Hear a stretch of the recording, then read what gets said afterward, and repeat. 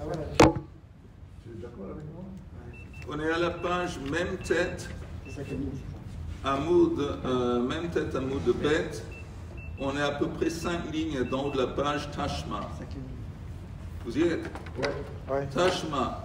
Orot ben avudin ou ben she'en avudin, mutar letaltelana beshabbat. Des pots. N'importe si les pots ont été tannés ou pas tannés, on a le droit de les transporter le Shabbat.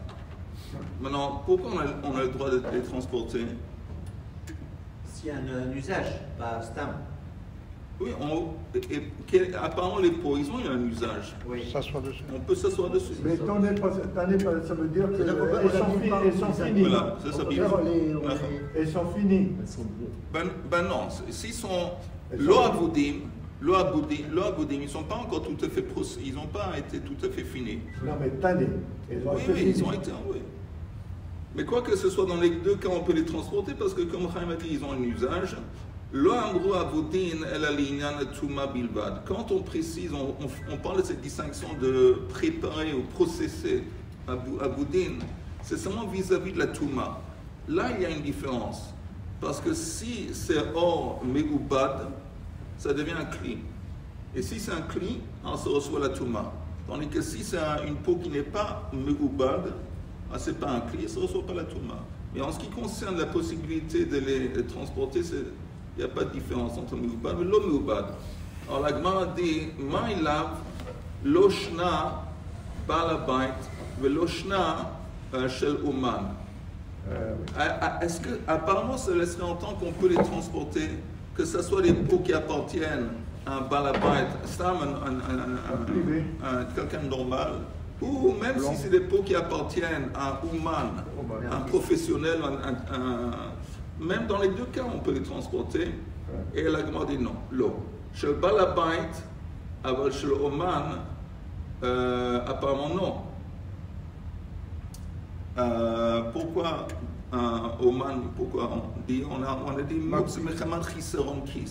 le Oman, il se sert de ses pots pour les vendre. Il a un usage commercial de ses pots. Et donc pour lui, c'est Moksen. Mai en metaltelin. Ok. Aval shel Oman mai. En metaltelin. On dit que tu ne peux pas transporter. S'il y a cette distinction entre un balabait et un oman, ihachi, hadatane velo amru avudin el alinyan tuma bilvad. Au lieu de dire que la seule distinction qui existe entre avudin velo avudin, c'est quand on parle de tuma, on aurait pu faire une distinction qui reste dans le sujet de mukse et dire tu peux transporter des pots parce qu'ils ne sont pas mukse, mais si c'est des pots qui appartiennent à Oman, tu ne peux pas. L'iflogvelit n'est bedida. Bamidva imamouim beshel balabait. Alors beshel Oman, l'eau. Alors pourquoi ça aurait été une distinction plus naturelle et plus évidente que de parler de Touma? Touma, c'est un autre dossier. Touma, c'est un autre sujet. Vous avez compris? Si tu veux faire une distinction, fais une distinction en ce qui concerne quelque chose qui est plus rattaché au sujet lui-même, qui est mouxe. Et la Gemara dit, Kula balabait kamairi. En fin de compte, les pots dont on parle, c'est des pots d'un balabait. Donc on n'a pas besoin de faire des distinctions entre ça, et c'est des pots d'un balabait. Ketanai, on retrouve cette. Pardon? C'est quoi? Kamairi. On parle. C'est Kula, toute la braïta, elle parle Kamairi balabait. C'est des pots d'un balabait, on n'a pas besoin de faire des distinctions. Non, j'ai compris, mais camarade, ça veut dire quand on parle, dont on parle. Ketanai, ça, on retrouve cette marloquette avec une marloquette précédente parmi les Tanaïm. Orot shel balabait metaltelinotan, veshel oman ein metaltelinotan. Rabbi Yossi omer echad ze ve'echad ze metaltelinotan, tandis que Rabbi Yossi lui dit que c'est pas important. Même si c'est des pots d'un Oman, on peut les transporter. Ok. On est aux deux points. Beaucoup trop vieux. On est à même tête à Moudbet aux deux points. Ah, c'est la lacha. C'est à la fin, on peut les transporter les deux, que ce soit je ne sais pas si ça c'est la lacha. Ah, c'est marqué, hein? C'est pas marqué, alors, je ne sais pas. Ah. En toute franchise, et en toute amitié. Ok, Hadur Yatve Vakemi Bailehu.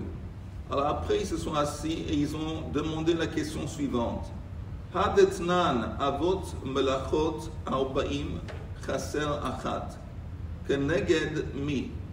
Ça que dans la Mishnah plus tard, c'est écrit que les Avot Melachot sont 40 moins 1. Ça aussi c'est intéressant. C'est quoi 40 moins 1? Dit 39. 39. Mais pourquoi? Comment on est arrivé à ce chiffre? Maintenant, regardez. Il n'y a pas aussi la notion des coups, quand on a des coups? Oui, 40 aussi. moins 1. Oui, oui, la même chose exactement. Hadetna Avot Melachot Arbaim Chaser Achat Keneged Mi. Amar lehu Rabbi Chanina Bar Chama Keneged Avodot Hamishkan. Il dit que ça correspond aux actes qui ont été impliqués dans la construction du Mishkan. Et apparemment, c'est des actes, on arrive à 39. Maintenant, regardez juste. C'est pas aussi le truc de Shabbat, les 39 travaux interdits? C'est exactement de ça dont on est en train de parler. On parle de ça. Regarde le Rashi qui dit à Keneged Avodot Mishkan.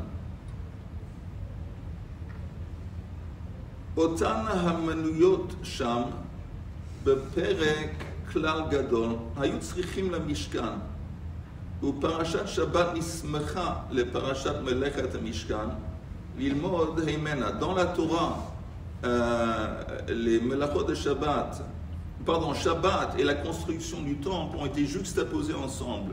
Le fait que quelque chose est juxtaposé ensemble, ça nous permet d'apprendre un de l'autre. Apparemment, il y a un lien. Exactement.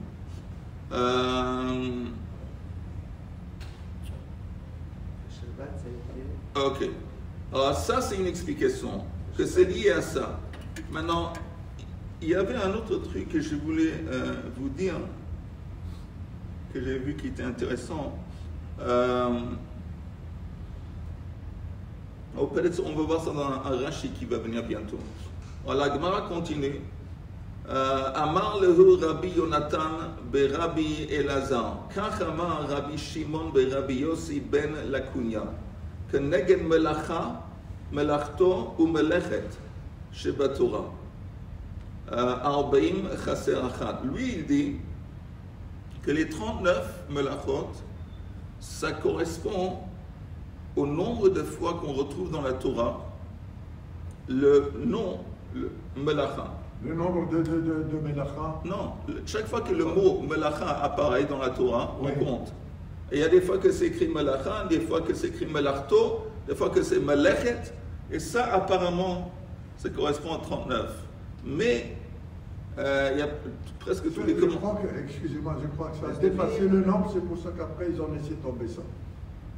Je crois penser que tu as vu la continuation. Oui. C'est possible.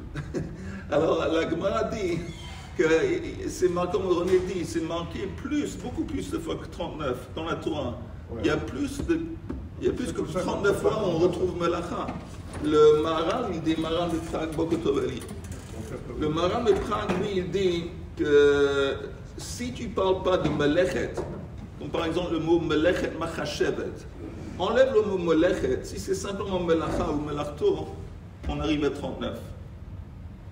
Mais ça contredit la Gemara, parce que la Gemara dit aussi Melechet. Ok?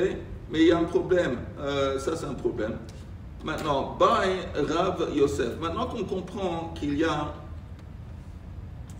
39, on a une question, la question suivante est Vayavo habayt la'asot melachto. Ce verset qui a été dit, dans quel contexte? En parlant de qui ce verset? Yosef. Que Yosef, c'est écrit qu'il est rentré à la maison, la'asot melachto, on retrouve le mot melachto. Est-ce qu'on le compte, ce mot melachto? Est-ce que ça fait partie des 39 ou pas? Chaim, tu as l'air un peu soucieux. Là, je vois pas le rapport maintenant. On va chercher dans la paracha avec Yosef pour parler. Parce on a commencé un sujet, puis on est en train de passer plus loin. Parce que tu entends, il y a deux explications. Où est-ce qu'on arrive à 39? Un, c'est parce qu'il y a un lien entre les melachot de Shabbat et les malachot qu'on a fait pour construire le temple, le Mishkan. Ça, c'est un. Une autre explication, non, il dit que si tu comptes le nombre de fois qu'apparaît dans toute la Torah le mot malacha, c'est 39. Ça, c'est pas juste. D'abord, ça, c'est pas juste. On sait que c'est pas 39. On sait pas que c'est pas 39, c'est plus. Donc, il y a un Je point sais pas, là-dedans. c'est comme ça. Et la troisième. Non, il n'y a pas de troisième, il y a deux opinions. Maintenant, mais quoi que ce soit, il y a un consensus qui est 39. D'accord. La Mishnah dit 39. Alors, il dit, ok. Alors, selon l'opinion qui dit qu'on prend en compte les mots, chaque fois qu'il y a un mot melacha, melechet, melachto, alors qu'est-ce que je fais avec le verset de Yosef? Est-ce que j'inclus ça aussi? Parce que c'est écrit Veyavo habayit lasot melachto. Mais minyanahu, est-ce que ça fait partie du compte? Ou non? Amar le abaya veleitei sefer Torah velimne. On n'a qu'à apporter un sefer Torah et compter. On va compter. Milo amar Rabba bar bar Chan amar Rabbi Yochanan lo zazu misham ad sheheviu sefer Torah u'menaum. Il y a un précédent, il y a une fois que quelqu'un a eu une dispute sur, je ne sais pas, le nombre de lettres, le nombre de mots. Ils ont apporté un sefer Torah, ils se sont bien comptés. Mais pourquoi on se pose la question sur ce passage précisément? Pour vérifier. Parce qu'il était avant Matan Torah ou parce qu'il est... Non, parce que apparemment, tu vas voir, je réponds à ta question dans une seconde. Marle qui kam sapkali, en fin de compte, le doute que j'ai, c'est le doute suivant. Meshum dechtiv vehamelacha haita dayam, meminyanahu. Il y a un autre verset qui parle aussi, je pense en Vayakel, qui dit Hamelacha haïta dayam, que après que tout le monde a donné comment dire, nadav, a contribué du matériel pour la construction du temple, le verset dans la Torah dit Hamelacha haïta dayam. Et maintenant, si on compte ces deux versets, Hamelacha haïta dayam, et le verset qui parle de Yosef, on arrive à 40. Et nous, on sait, apparemment, ça c'est ce que la Gemara est en train de dire, on doit arriver à 39. Donc, un de ces deux versets, on ne peut pas compter. Et la question est laquelle? Ok? Et de toute façon, on enlève Melechet. Non. Le Maral, j'ai dit en parenthèse, que lui, il a dit que quand il a vu ces trois, il constate qu'il y a beaucoup plus de fois de Melacha que 39. Mais il constate que si tu ne prends pas en compte le mot melechet, oui, tu arrives boule à 39. Mais le problème est que notre Gemara, elle parle aussi de melechet. Elle dit melacha, melachto, melechet. Bon, ça c'est un problème. Mais à part ça, on a la question suivante, qu'on est censé arriver à 39. Il y a deux versets ici. Un verset qui parle de Yosef, qui parle de melacha. Un autre verset qui parle de la complétion quand ils ont fini de contribuer du matériel, et c'est écrit Malacha et Dayam. Mais minyanahu. Alors la Gemara demande, maintenant, avant de continuer la Gemara, regardez un Rashi important. Pardon, excusez-moi, Dayam, c'est quoi?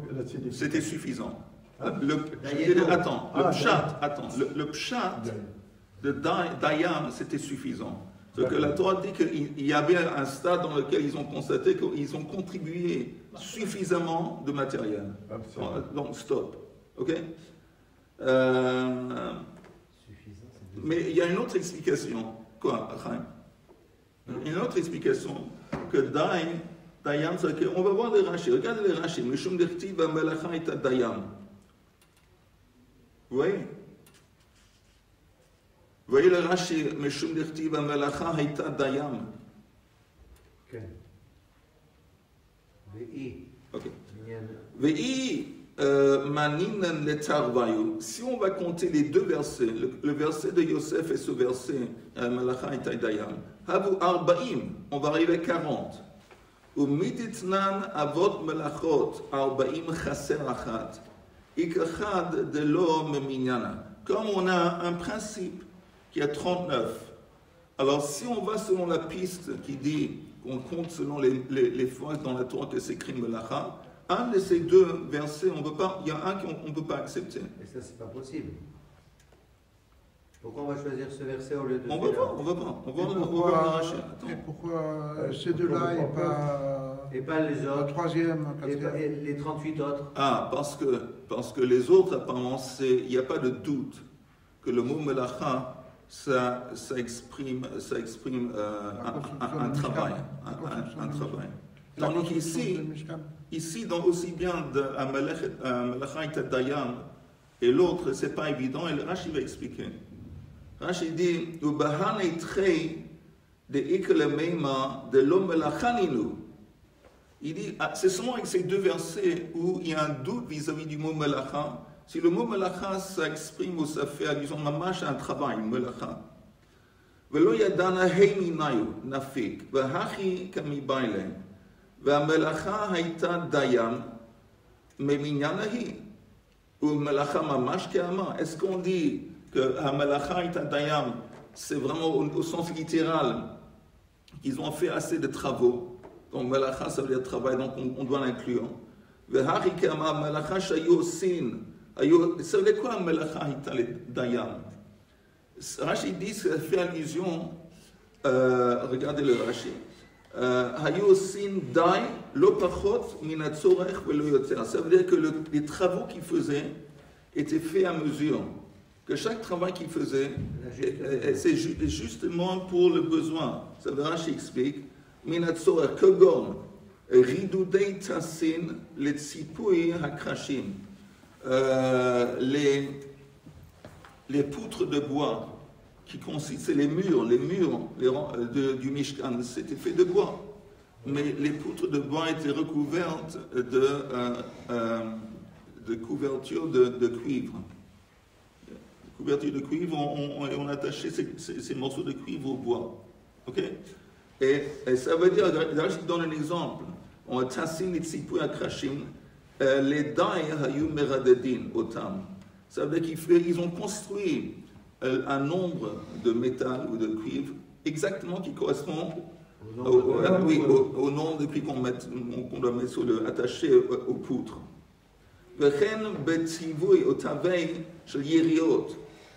Et aussi quand ils tissaient les couvertures qu'on utilisait par exemple pour mettre en tant que toit sur le Mishkan, ils ont tissé exactement le matériel qu'on a eu besoin. Alors ça, c'est une façon de dire Hamelacha haïta dayam. On parle mamash des travaux qu'il faisait, et les travaux étaient faits à mesure, pas plus et pas moins. Et donc, si c'est comme ça qu'on aborde ce verset, alors on va enlever, supprimer, on ne va pas compter le verset de Yosef. De mapik, on va faire sortir. Pourquoi? Ça apporte un soutien à l'opinion qui dit la sot srachav lichnas lishkav ima. Quand le verset dit, en parlant de Yosef, Veyavo habayta la'asot melachto, que Yosef est rentré pour faire, c'est pas pour faire son travail comme melacha. C'est pour faire ses besoins. C'est quoi faire ses besoins? Coucher avec la femme de Potiphar. Oui. Il y a une explication, une opinion qui dit que Yosef était sur le point. Cette femme a tellement, comment on dit, essayé, la tentation était telle qu'à la fin, il était sur le bord de succomber. Et il y a un remez dans le verset. Veyavo habayta la'asot melachto. Melachto, c'est pas faire son travail, encore une fois, faire ses besoins. Rachid dit, De'amar b'masechet sota la'asot srachav nichnas lishkav ima. Elle a, mais qu'est-ce qui l'a freiné? Shenirata lo demut diokno shel aviv ve'amar lo atidin achecha likatev al avnei ephod. Son père est apparu subitement dans un rêve ou une apparition et il lui a dit, écoute, dans le futur, les noms de tes frères vont être inscrits sur le pectoral que porte le Kohen Gadol avec les pierres, les 12 pierres. Est-ce que tu as envie que ton nom va être érayé, ne va pas être inclus dans la liste à cause de ce que tu vas faire? Donc ça c'est une piste. Donc on va inclure le verset de Melacha Aïta Dayam, et Veyavo Abayt Lasot Melacho, on va pas prendre en compte. Rashi continue, Odirmu peut-être, Haïla Asot Melachto, Melacha Mamash, ou peut-être, quand c'est écrit qu'il est entré pour faire son travail, ça veut dire faire son travail. Il est entré à la maison pour faire un travail. Ou, Messiah la Liidach. Maintenant, regardez le prochain Rashi. Vahaya ba Melacha Haïta Dayam. Qu'est-ce que tu as dit là maintenant? Pardon? J'ai pas compris. Quand tu as dit Odilma, j'ai pas compris après. Et tu entends, Chaim, quand le verset de Yosef, Yavo Abayt Lasot Melachto, Oui. tu peux le comprendre ou comme ça, ou ça veut dire qu'on vient de dire il est entré à la maison pour faire ses besoins, donc pour coucher avec elle. Ou ça veut dire qu'il est entré à la maison pour faire du travail. Rien à voir avec coucher avec elle. L'Ichora, Mais il y a le mot j'ai plus tendance à penser qu'il est venu faire son tafkid, son travail. Oui, ok. Alors, ça c'est une piste, une possibilité, mais la grande il y a deux possibilités. Dans Donc, le casse-route. Pardon? il y a le mot d'iscave, rappelez-nous. Où ça? Où? Pas dans la Torah. Non, mais c'est pas marqué. Non, c'est Rashi qui dit ça. De Rashi. Oui, Rashi dit. Ça c'est, si tu dis que Melachto, ça veut dire Srachav. Srachav, c'est besoin. C'est quoi ses besoins? Ishkav. Il a eu besoin de coucher avec elle. Il a été freiné à la dernière seconde. Mais tu peux dire autrement. Maintenant, regardez le prochain Rashi important. Vehai hamalacha ita dayam. Alors, ce verset, c'est possible que ce verset, c'est pas Melacha. On ne parle pas de Melacha. Nous, on avait dit avant Melacha ita dayam, qu'ils ont fait exactement tous les travaux qu'ils ont fait étaient faits à mesure. Mais une façon de comprendre ça différemment. Rachid dit, Lav melachahi, ela que de mashmakra behavaat nedava, ou que mande amar shlema le avideta, melechet hava'a, shlo yutzrichim od. Il dit, tu peux comprendre la melacha et tabdayam. On ne parle pas des travaux, les travaux qu'ils faisaient pour construire. On parle simplement d'une façon générale de la contribution. Les gens qui contribuaient du matériel. On est arrivé à un stade où la contribution était stop, c'était suffisant. Ça, c'est pas une melacha. Le projet était terminé. Alors, si tu comprends melacha dans ce sens, c'est pas melacha mamash, c'est la mission. La mission de la contribution a été complétée. Alors ça c'est pas melacha. Rachid dit.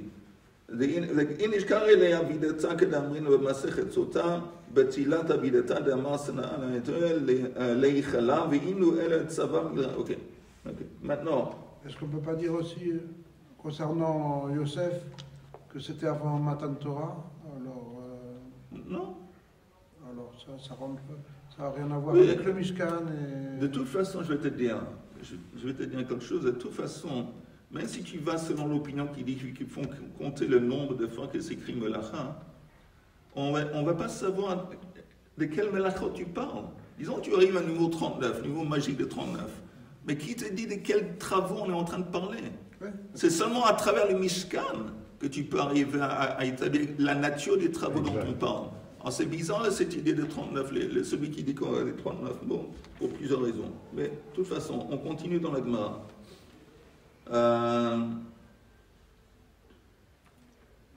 Où est-ce qu'on a comme ça?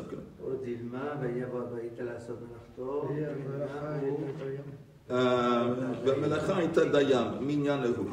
peut-être ça fait partie du minyan, Melacha et Dayan.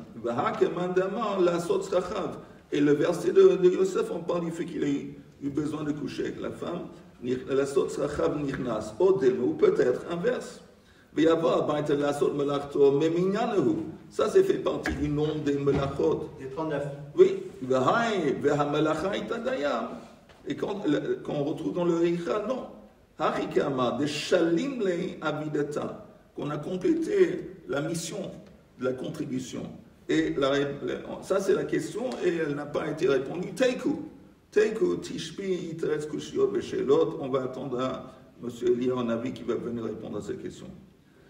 Maintenant, Tanya commande à manque neged avodot à Mishkan.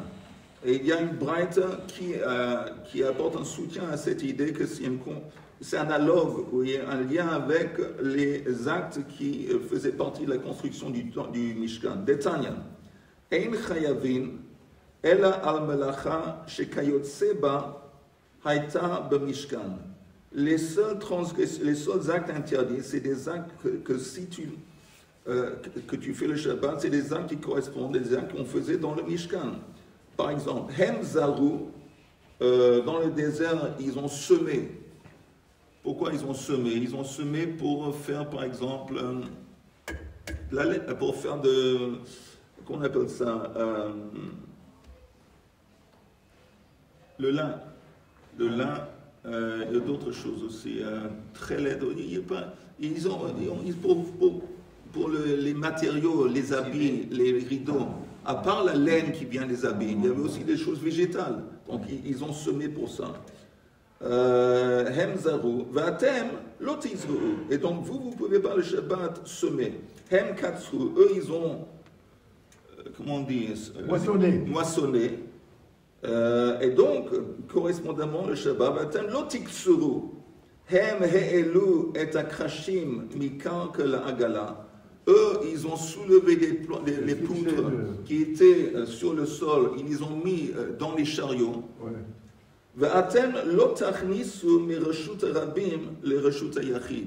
Et vous ne pouvez pas, de là on apprend, vous ne pouvez pas transmettre un objet de Reshut Arabim à Reshut Yachid, parce que les poutres étaient dans un Reshut Arabim.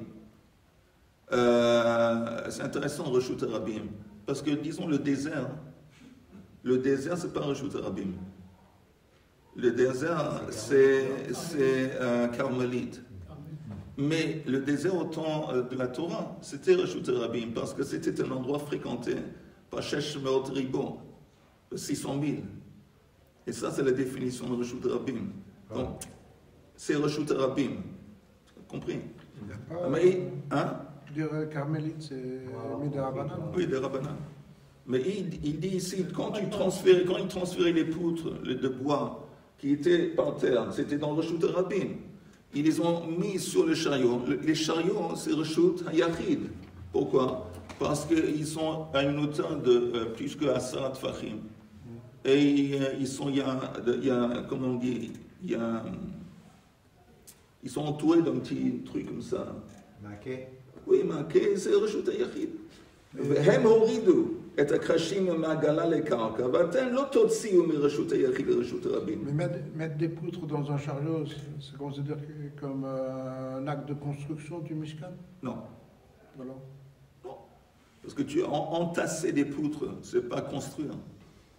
Alors, C'est rien, c'est entasser. donc alors on dit, c'est les travaux pour la construction du Mishkan? Oui, non, oui. Ah, j'ai compris ce que je veux. Oui, parce que ça faisait partie de la préparation. Comme semer. Semer, tu n'es pas en train de construire le Mishkan quand tu sèmes. Mais comme c'était pour, dans le but de, c'est dans la catégorie de Meleket Mishkan. Hem hotziu me'agala l'agala. Eux, ils ont transmis d'une agala à l'autre. Vatem lo totziu mi Reshut Yachid le Reshut Yachid. Donc vous ne pouvez pas transmettre un objet le Shabbat d'un Reshut Yachid à Reshut Yachid. Mais la Gemara demande, mais Reshut Yachid le Reshut Yachid maï ka'avid. Quel est le problème? On peut, pas de problème de transmettre un objet le Shabbat d'un Reshut Yachid à un autre Reshut Yachid, aucun problème. Et la Gemara explique, Abaye v'Rav d'Amrit Avayu. ויתם רב עדה בר ההבה מרשות היחיד לרשות היחיד דרך רשות הרבים. Non, qu'il y avait, disons, deux chariots, et entre les deux chariots, il y avait l'espace de Reshut Rabim. Ils ont transmis d'un chariot à l'autre à travers, et ça c'est interdit. On ne peut pas transmettre le Shabbat d'un Reshut Yachid à Reshut Yachid quand au milieu, on passe au-dessus de la surface de Reshut Rabim. Regardez juste un Rashi qui dit encore une fois, Hem zaru vekatsru samanin. Ils ont planté entre autres semé pour faire des peintures, des plantes pour teinture. Litzboa trelet ve'orot eilim ve'tachanu ve'lashu nami simanin litzboa samanin litzboa ואופד הקטן ניתן באבות מלאכות הוא בישול סמנים אלא דנקן סידורה דפת והכי מפרש כלל. Mais il y a un Rashi que j'avais vu auparavant que j'ai peut-être sauté dessus, que je voulais dire. Quand on dit 39, quand la Gemara dit 39, ou la Mishnah dit 39, parce qu'il y a par exemple, il y a des melachot qui sont très similaires. Borer, Zoré. C'est quoi Zoré? Vous avez, le type, il a un mélange de détritus et de grains. Je ne sais pas, il les jette en l'air pour faire séparer entre les grains et les détritus. Mais il y a aussi Meraked. Meraked, c'est mettre dans une espèce de... Tamim, c'est le même truc exactement. Il y a aussi Meraked, il y a aussi Zoré, Meraked, il y a aussi Borer. L'acte de Borer, c'est séparé. Il dit en fin de compte, ces trois actes sont considérés comme trois melachot. Pourquoi on aurait pu dire que ces trois actes seraient inclus dans la même melacha? Donc, le 39, on a un numéro de 39, il correspond à quoi? On a 639. Okay. Mais à ce moment-là, ça devient 38. Si les trois, tu considères que c'est 1? Non, on les considère comme 3. Les massés, on les considère comme 3. Il y a Meraked, il y a Zoré, il y a C'est comme ça qu'on arrive à 40. C'est comme ça qu'on arrive à 39. J'aimerais juste vous dire un truc très vite. Une chose très vite sur la paracha. Et je pense que pour moi, je sens que c'est assez actuel de quel point de vue. On voit que quand Akadosh Baruch Hu fait sortir un Israël d'Égypte, il y a un processus. C'est un processus, ça prend longtemps. On dit que chaque Makkah, c'était un mois. Ça veut dire qu'il y a une explication qui dit qu'il y avait 3 semaines d'avertissement, et après la fin, pendant une semaine, la Makkah. Il y a aussi à Four que la Makkah, c'était une semaine, après il y a 3 semaines pour se remettre. Mais quoi que ce soit, chaque Makkah, c'est un mois. Ça veut dire qu'il y avait au moins 10 mois. Et il y avait... ok. Ça prend du temps. Maintenant, pas seulement ça prend du temps. Et pourquoi ça prend du temps? D'abord pour Paro. Parce que le but de Yetziat Mitzrayim, c'est pas seulement qu'Akadosh voulait faire sortir un Israël d'Égypte. Si c'était uniquement le but de les faire sortir d'Égypte, il aurait pu faire ça tchic-tchac, d'un coup, d'un trait. Entre autres, il voulait aussi faire, comment on dit, la Kimatsaga, faire montrer au monde, à l'humanité, et surtout à Israël, qui est Akadosh Baruch Hu, et que c'est lui qui gère la nature, c'est lui qui gère le monde. Donc tout ça, ça prend du temps. Mais en ce qui concerne Paro, on voit que d'abord, c'est intéressant, quand Moshe Rabbeinu se positionne, quand il est devant Paro, il lui dit « Shlach et ami », il lui dit « Akadosh Baruch Hu veut qu'on va sortir d'Égypte, pas pour aller en Israël. » Jamais il lui a dit qu'on veut sortir pour aller en Israël, on veut quitter l'Égypte. Jamais. Jusqu'à la fin. Il dit non, on veut sortir parce qu'il y a une fête religieuse. On a une fête religieuse, c'est révélé. On doit quitter. Pourquoi? Parce que ça d'abord, pourquoi? Parce que s'il avait dit la vérité, alors pas seulement il n'aurait pas accepté, parce que de toute façon il n'a pas accepté, pas seulement il n'a pas accepté, c'est pas qu'il aurait mis à mort. C'est une rébellion. Il aurait mis à mort Moshe, Aaron et le reste. Entre autres, ça nous enseigne que quelquefois, il faut savoir comment jouer le jeu. Et quand tu parles avec ton ennemi, même un ennemi politique, il faut savoir comment jouer le jeu. Il y a aujourd'hui un ministre religieux dans le gouvernement. Et je me rappelle avant, quelques ans, il avait été interviewé et il avait dit, quelque part, il a dit que notre but, c'est que le Beit Din Haïlion, Beit Mishpat Haïlion, la justice, la cour suprême va être remplacée avec le Sanhedrin. Alors, tout le monde s'est jeté sur lui. Et tout le monde a dit, ça c'est un fanatique religieux, méchichisté. Et ça, c'est l'exemple de ce qu'il ne faut pas faire. C'est juste ce qu'il ne faut pas. Et je suis sûr que beaucoup de gens aimeraient.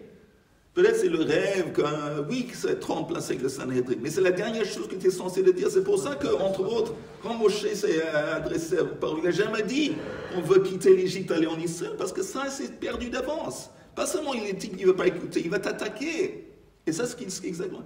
Et pas seulement ça. Tout le truc de la balagan qui a eu le nouvel gouvernement pour le changement de la justice, pour essayer de réformer. Mais la façon qu'ils se sont pris à ça, la façon qu'ils ont parlé, la façon qu'ils ont... La présentation était tellement, disons, extrême que ça a créé une réaction très violente, et c'était stupide, ma frère, quoi que ce soit. Une autre chose, on voit le processus. Comment ça commence? Quel est le commencement de tous les SMACOT? C'est quand Moshe Rabbeinu a jeté son bâton et c'est devenu un serpent.